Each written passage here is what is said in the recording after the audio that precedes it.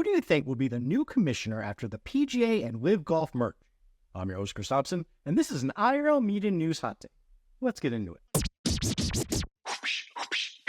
But before we get into the debate about who would be a better fit for the merged PGA LIV Golf Tour, let's discuss a little bit of background. Jay Monahan has been the PGA commissioner since January 2017.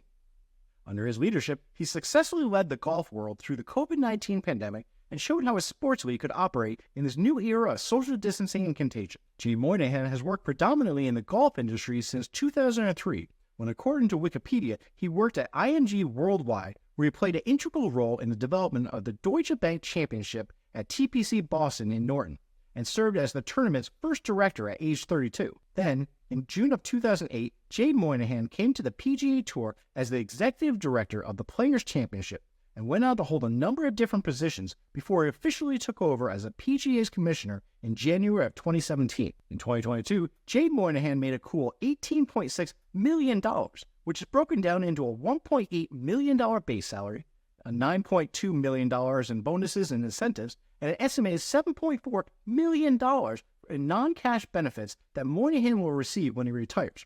Sign me up for that retirement plan. During that time, the PGA Tour reported a record $1.9 billion in revenue, which was up from $1.59 billion in 2001 in the wake of the new TV deal. I'd be remiss if I didn't mention that the PGA's new TV deal will see them receiving $700 million annually from CBS, NBC, and ESPN under the newly signed contract that began in 2022 and goes through 2030. Now let's talk about Greg Norman.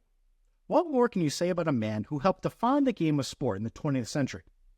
He's by far one of the biggest goats in the world of golf and has built a phenomenal business empire in the golf industry. He's also been around the game long enough to know where all the bodies are born, if you'll indulge me for that analogy. During his playing days in the PGA, Greg Norman won 91 professional tournaments, 20 PGA and 71 international, registered 31 second-place finishes on the PGA Tour, and held the rank of top golfer in the world for a total of 331 weeks, a record broken in 2004 by Tiger Woods, according to Wikipedia. These days, he passes his time as the CEO of LIV Golf Investments, the official name of the company that LIV Golf Invitational Series that he started in 2022, which consists of 7 regular season events where players compete both individually and for points as part of a team, according to Wikipedia. When news of the PGA LIV Golf merger was first announced by Saudi Arabia's Public Investment Fund, or PIF, Jay Monahan appeared to be the future leader of the combined golf tours, with Greg Norman no longer running LIV Golf. Then, things started to go a little sideways. The proposed merger has blown through seemingly arbitrary self-imposed deadlines for negotiations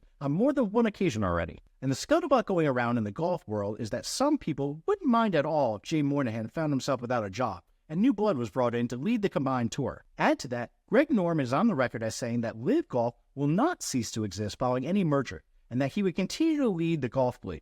So make of that what you want, but I'm telling you, I'm not going to bet against Greg Norman. You know what else I wouldn't bet against? Us meeting our goal of 1,000 subscribers in 2024. You can help right now by smashing the like button and subscribing to our channel. Thanks.